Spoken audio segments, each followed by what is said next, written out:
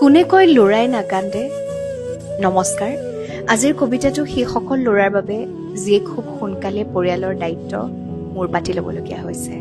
নাৰীক লৈতো কবিতা মাতি থকাই হয়, কিন্তু আজিৰ কবিতাটো ল'ৰা বা পুৰুষৰ নামত। যদি ছোৱালী সৌভাগ্যৰ ফলত জন্ম হয়, ল'ৰাও বহুত প্ৰাৰ্থনাৰ পাছত আহে। জীৱনৰ আধা বয়স তেওঁলোকৰ দায়িত্ববোৰ বুজোতে গুচি যায়, আৰু আধা বয়স সেইবোৰ পালন কৰোঁতে। শৈশৱ যদি কিতাপৰ পাতত পাৰ হয়, আৰু যৌৱন উপাৰ্জনৰ চিন্তাত। দায়িত্ববোৰ বয়সৰ লগে লগে বাঢ়ি যায়। বৃদ্ধাৱস্থাটো লগ নেৰে দায়িত্বই। কোনে কয় ল'ৰাই নাকান্দে? কেতিয়াবা যদি পুত্ৰ হৈ, কেতিয়াবা দেউতাক হৈ ল'ব লাগে দায়িত্ব।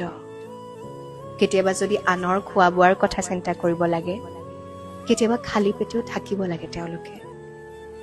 কেতিয়াবা চাকৰিৰ সন্ধানত আৰু কেতিয়াবা শান্তিৰ সন্ধানত। তেওঁলোকে সকলোৰে দুখ বুজে, কিন্তু নিজৰ দুখবোৰ কেতিয়াও ব্যক্ত নকৰে। দায়িত্বৰ পিছে পিছে এনেদৰে দৌৰে যে নিজৰ সপোনবোৰো পাহৰি পেলায় তেওঁলোকে। তেওঁলোকক লৈ সকলোৰে আশা আছে, কিন্তু তেওঁলোকৰ আশাৰ কথা কোনেও নুসুধে।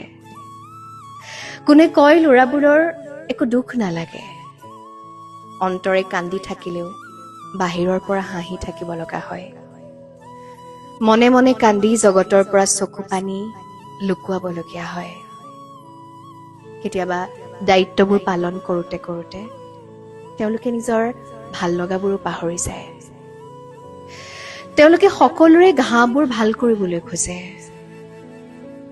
কিন্তু নিজৰ বিষৰ বাবেহে একো মলম নিবিচাৰে। কোনে কয় ল'ৰাবোৰে কেতিয়াও নাকান্দে?